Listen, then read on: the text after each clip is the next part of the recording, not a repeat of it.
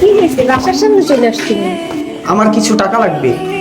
টাকা লাগবে মানে? কালকে সন্ধ্যায় তো তোমাকে 5,000 টাকা আমি দিলাম। আরে ওইটা খরচ করে ফেলাইছি।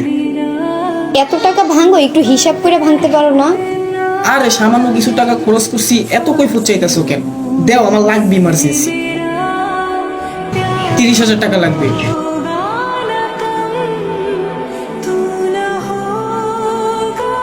তো এখানে এই টাকা দিয়ে কি করবো? আরে কি করবো মানে, তুমি আর আমি চিল আর চিল, বুঝো নাই? গতকালকেও তো মনে করার থেকে 5 মারলাম, আজকেও 30, মোট 35। 2 দিনই 35 মেরে দিলাম, বুঝো না? আরো ভালো কথা, ওর আব্বু নাকি নাই, বুঝছো? 2-3 দিনে আর কোনো টাকা পয়সা দিতে পারবে না, একটু টাকাটা হিসাব করে ভাঙতে হবে এবার, বুঝছো? আসলে এই মেয়েটা তোমাকে পাগলের মতো ভালোবাসো, তা না হলে একটা ছেলের পিছে একটা মেয়ে এত টাকা কিভাবে ভাঙতে পারে বলো?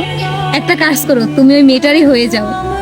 আরে ধুর, তুমি যে কি যে বলো, ওর হয়ে যাবো মানে? ওর মতন একটা ক্ষেত্রে কে বিয়ে করবো? ওর সাথে তো আমি টাইম পাস করছি জাস্ট কিছু টাকার জন্য। তুমি আর আমি যদি চিল করতে পারি, আর তাছাড়া তুমি আর আমি তো আর বেশি একটা বড় লোক না, এরকম 2-1টা মুরগিও লাগে।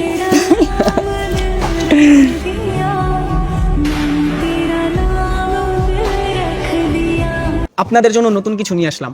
যাদের ফেসবুক আইডি হ্যাক বা লক বা ডিসেবল বা নষ্ট হয়ে গিয়েছে, ঠিক করার জন্য বিশ্বস্ত লোক খুঁজে পাচ্ছেন না, আমার স্ক্রিনে দেখেন একটা নাম্বার দেওয়া আছে, হোয়াটসঅ্যাপ নাম্বার। এই নাম্বারে আপনারা যোগাযোগ করতে পারবেন, উনি সংক্রান্ত সকল সমস্যার সমাধান করে দিতে পারে। যাদের এরকম সমস্যা আছে তারা আমার কমেন্টে দেওয়া হোয়াটসঅ্যাপ নাম্বারে যোগাযোগ করতে পারেন এবং সমস্যাটা খুলে বলতে পারেন।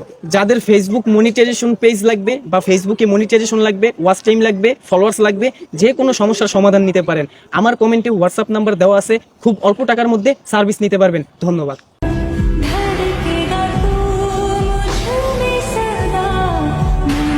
আপন কি রে, এই মেয়েটা কে? মানে ও আমার ফ্রেন্ড। ফ্রেন্ড মানে? তুমি না বলছিলা তোমার কোনো মেয়ে বন্ধু নাই, কোনো বোন নাই, তাহলে এখন কোথা থেকে আসলো? মিথ্যাবাদী কোথাকারের। আরে থাম, অনেক কইতাছস, আর কিছু বলার দরকার নাই। তোর মতন মেয়ের সাথে আমি রিলেশন করছি জাস্ট কিছু টাকার জন্য, বুঝছস? আর তোর মতন খ্যাতমাই আর কে বিয়ে করবো রে? কোথেকে আইছিস তুই? হায় রে বেঈমান, তোর জন্য আমি কতই না কিছু করছি। আমার বাপের পকেট থেকে টাকা পর্যন্ত চুরি করছি শুধুমাত্র তোর জন্য, আর তুই আমার সাথে এটা করতে পারলি? একটা মেয়ে নিয়ে তুই আমার টাকা দিয়ে আমার কাছ থেকে মিথ্যা কথা বইলা, ব্যবসা করার কথা বইলা, টাকাই না তুই তোর মতো মেয়ে নিয়ে ফুর্তি করতেছিস। তোর মতো বেঈমানরে আমি বিশ্বাস করে আমি এত টাকা দিছি? আমার বাপ মার পকেট থেকে, আমার মায়ের পাশে থেকে আমি টাকা চুরি করছি শুধুমাত্র তোর জন্য। একটা চোর হইছি, আর এখন আমি খ্যাত হয়ে গেছি। এখন আমাকে তোর খ্যাত মনে হইতাছে, আর এখন বলতাছিস কি তুই আমার সাথে টাইম পাস করছিস? এই তোর কি মনে হয় যে আমি টাইম পাস করার মতো মেয়ে? হ্যাঁ, আমি বেঈমান, স্বার্থপর, ঠকবাজ, আমি সব। কোনো সমস্যা? যা বাসায় যা।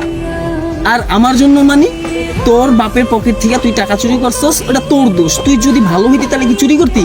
আইসিস জ্ঞান দিতে না? যা সোজা বাসায় যা। এই আপু, তুমি এত চিল্লাইতেছো কিসের জন্য? আর আজকালকার যুগে ছেলেদের মেয়ে ফ্রেন্ড থাকবে, এটাই তো স্বাভাবিক।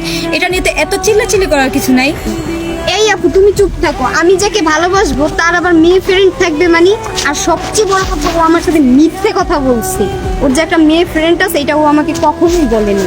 তার মানে ও মিথ্যে কথা বলছে আমার সাথে। আর আমি যাকে ভালোবাসবো সে আমাকে মিথ্যে কথা বলবে, আর আমি তার সাথে এটা জেনেও আমি তার সাথে সম্পর্ক রাখবো, এটা তো কখনোই হতে পারে না। তোরা ছেলেরা হয়েছ আসলেই একটা 12 ভাতারি, বুঝতে পারছো? তোদের এক নারীতে হয়, তোদের 12টা নারী লাগে। যেমন তোরা 12 ভাতারি, তেমন তোদের সাথে যারা রিলেশন করে তারাও 12 ভাতারি। থাক তুই। রাজা আমারে 12 বাতারি বলতাছে। আরে বাদ দাও তো, ওইসব মেয়েদের সাথে কথা বলা থেকে নাটক লাই বলো। যা কামানোর তো তা কামাই ফেলাইছে। এবার অন্য একটা মুরগি পটাও। চলো। চলো।